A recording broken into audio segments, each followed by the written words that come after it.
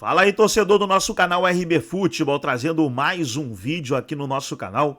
E mais um vídeo aí para falar do triunfo do Bahia sobre o Paysandu. 1-0, gol do Cauli.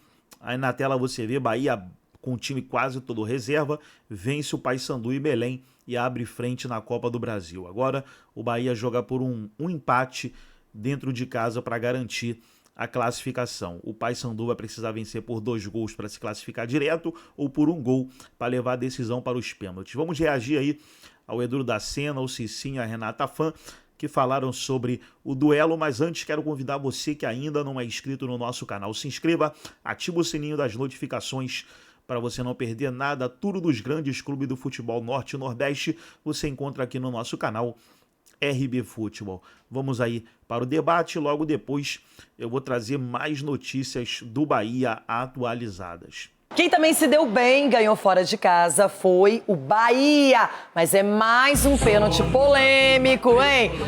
O Paysandu reclama e o Bahia comemora.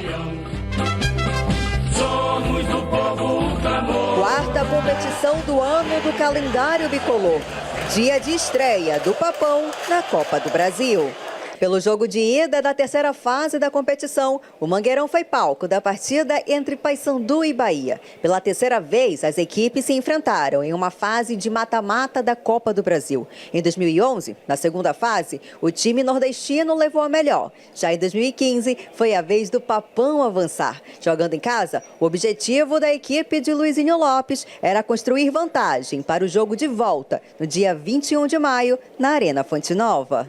Com a bola rolando, os principais lances de perigo foram do Paysandu. Quando o Bahia conseguiu responder, Matheus Nogueira mandou para escanteio. Mas o jogo virou quando o árbitro marcou pênalti em Iago. Na bola, Cauli, que mandou no cantinho direito do goleiro bicolor, fazendo o Bahia terminar o primeiro tempo em vantagem. Para a segunda etapa da partida, Luizinho mexeu no time. Rossi, que havia acabado de entrar, sentiu desconforto e precisou retornar para o banco. O tricolor até marcou o segundo, mas a irregularidade foi confirmada pelo árbitro e a partida ficou no 1-0 para a equipe visitante. Dentro de tantos jogos em sequência, eu acho que com tantas trocas, mudanças, eu acho que nós temos que comemorar o resultado, a vantagem que nos dá para o segundo jogo decidir na Fonte Nova a classificação no próximo mês, não, né? Nesse mês, no caso, porque nós já entramos em maio. Cauli está recuperando espaço nesse time, está começando a mostrar de novo as suas cartas, só que esse pênalti é polêmico. Agora eu quero a opinião de vocês. Ronaldo, você marcaria essa penalidade? Então eu tô vendo a mão, ó. Olha a mão aí embaixo, a pegada embaixo. Rapaz, esse pênalti eu daria, viu? Esse pênalti eu daria. Edu Dracena. Pra mim é duvidoso, Renata. Até porque o jogador do Paysandu tá dando a passada, né? Não sei se toca o pé do jogador do Bahia, né? No joelho, né? E atrapalha, né? Na passada, olha lá pra gente ver. E aí ele trupica assim na outra perna. Duvidoso pra mim, Renata. Eu não daria. Cicinho, e você? Estou com o Edu, Renata. Não daria o pênalti, não. Não daria, porque ali eu não acredito que houve todo esse contato aí para derrubar. Tá certo que eles estão em velocidade, né?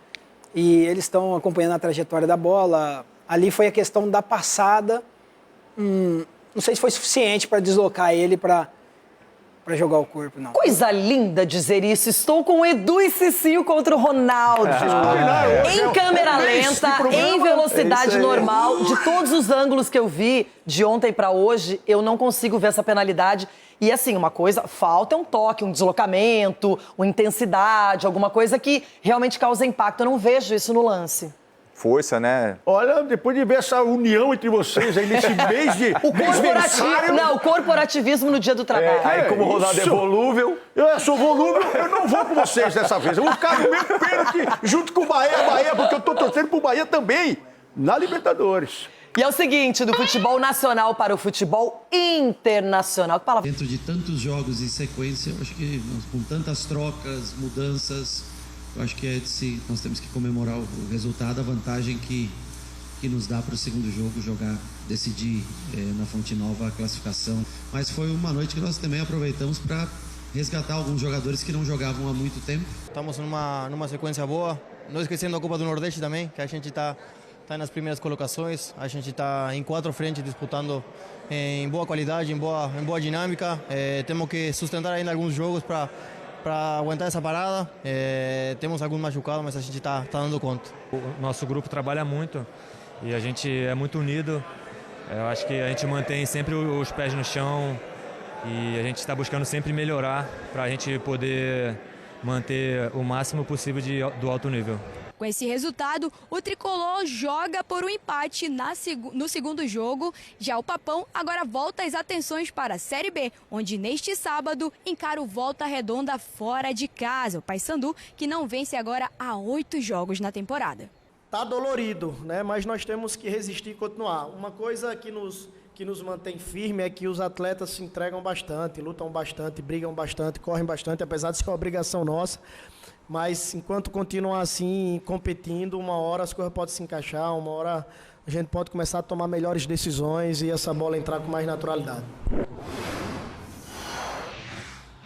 Vamos lá, trabalho blindado. Bahia desde a estreia do técnico Rogério Ceni. São 117 jogos, vou focar ali no aproveitamento, 57,5%. Ali de vitórias e empates e derrotas, só para comparar vitórias contra derrotas. 59 vitórias contra 33 derrotas. Média de gols, 1,58 pró, 1,01 contra. É o 4º triunfo consecutivo. A gente tá vendo muito time de Série A tendo dificuldade com equipes de Série B, C e às vezes até D, em casa, inclusive, Elton Serra. O Bahia visita o Paysandu, que é da Série B, que a gente mostra aqui, campeão da Copa Verde contra o Goiás, que a gente justa fez o clássico junto contra o Vila Nova, antes da partida contra o Paysandu. Vitória importante, hein? 1-0. Vitória importante com um time totalmente modificado, né? Eu acho que isso acaba sendo um recado importante até para o próprio elenco do Bahia. O Bahia jogou, Felipe, com o Eric fazendo uma espécie de terceiro zagueiro pela direita, né? Junto com o Gabriel Xavier, que voltou de lesão, e o Rezende, que é volante e que jogou como zagueiro e que não atua um bom tempo. Ou seja, era um sistema defensivo totalmente modificado e sem ritmo, com o Iago Bordeaux, que até tendo um pouco mais de liberdade, né, para ser um ala. O time partiu de um 4-3-3, mas na verdade jogou com uma saída de 3 e tendo o Iago praticamente como um ala. O Iago que sofreu pênalti, inclusive, cobrado pelo Cauli. Que aí a gente pode considerar nesse momento, né, porque o Lúcio Rodrigues ele tem alternado nas últimas partidas entre titular e banco de reservas. O Cauli também, mas eu acho que o Cauli já ganhando de novo o protagonismo nessa equipe titular. Talvez o Cauli, o cara que a gente pode considerar que é o único titular dessa equipe. E o Lúcio Rodrigues, obviamente, disputando essa posição com o William José. Mas foi muito bom resultado para o Bahia. É claro que o Paysandu reclamou muito desse pênalti, a torcida ficou muito revoltada com a arbitragem. O Bahia sofreu pouco, né? O sistema defensivo até foi exigido, mas eu acho que o Paysandu também não conseguiu ser aquela equipe incisiva, né, para tentar fazer o gol de empate. Criou algumas oportunidades, mas não o suficiente para incomodar o Marcos Felipe, com o Nicolas, né, um atacante bem experiente, o Marlon jogando ao lado dele, 2 jogadores ali para tentar incomodar o trio de defesa do Bahia, mas acabou sendo um time muito seguro defensivamente, a equipe do Rogério Ceni, né? Conquista um excelente resultado, porque vencer fora de casa, a gente viu o Corinthians, né, vencer por 1-0, também com time mesclado, e a gente sabe que é difícil vencer fora de casa na Copa do Brasil, leva um bom resultado para Salvador, e aí vem aquela história, né? Pensa agora no Campeonato Brasileiro, que é uma sequência complicada, né? Tem jogo contra o Botafogo, tem jogo contra o Flamengo, tem clássico contra o Vitória, tem a Sul-Americana, um jogo contra o Nacional em casa. Então, vencer esse jogo dá tranquilidade também para que o elenco possa pensar nessas outras 2 competições. E dá minutos para jogadores que estão precisando nesse momento da temporada, né? O Bahia precisa dar rotatividade maior a esse elenco, até para ter a maioria dos jogadores prontos para esse desafio, que é disputar 4 competições, porque ainda tem a Copa do Nordeste e o Bahia ainda tem 2 rodadas da primeira fase, 2 jogos da primeira fase para cumprir antes do mata-mata.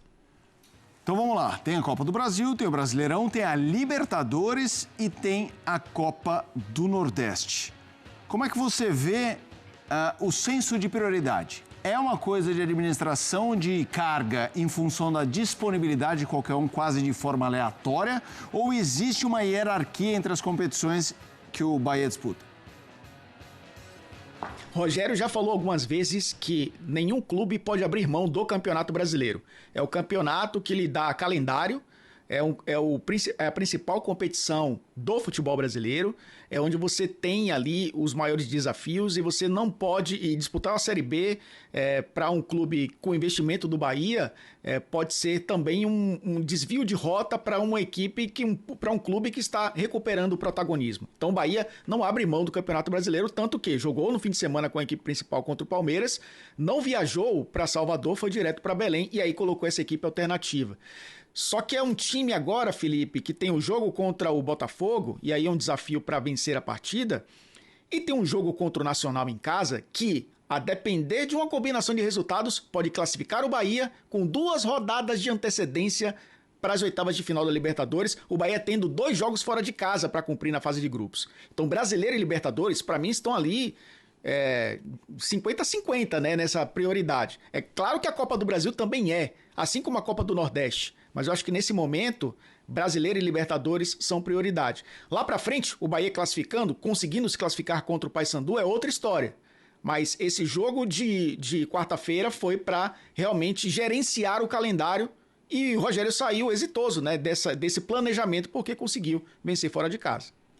É isso, você acompanhando aqui o Sport Center, estamos falando de Copa do Brasil, Bahia com um calendário muito recheado, Copa do Brasil, Libertadores, que você acompanha na ESPN e no Disney Plus. Tem toda a cobertura também da Copa do Nordeste com as transmissões exclusivas e ainda, eu falei Copa do Brasil, o Brasileirão, que também a gente está na onda do Bahia. Então tá aí, pessoal, foi o vídeo onde os comentaristas debateram aí a vitória do Bahia sobre o Paysandu, 1-0, gol do Cauli. Deixa eu trazer notícias aqui do Bahia. Bahia que agora enfrenta o Botafogo pelo Campeonato Brasileiro, é a próxima partida do Esquadrão. E aí deixa eu colocar aqui, ó, pra gente analisar juntos essas notícias. Ó, o calendário do Bahia em 2025 está cheio. Além da Copa do Brasil, o time disputa o Campeonato Baiano, Copa do Nordeste, Campeonato Brasileiro e Copa Libertadores. A estreia na Libertadores está marcada para a semana de 19 de fevereiro, na segunda fase preliminar do torneio. O Bahia já está na fase de grupos, né? Já jogou alguns jogos aí. O Campeonato Baiano participou também, Copa do Nordeste, ainda falta jogos aí na Copa do Nordeste. E no Brasileiro tem um jogo contra o Botafogo nesse final de semana. Com tantos compromissos, o técnico Rogério Ceni terá o desafio de rodar o elenco e manter o desempenho em alto nível. E foi o que ele fez ontem, né?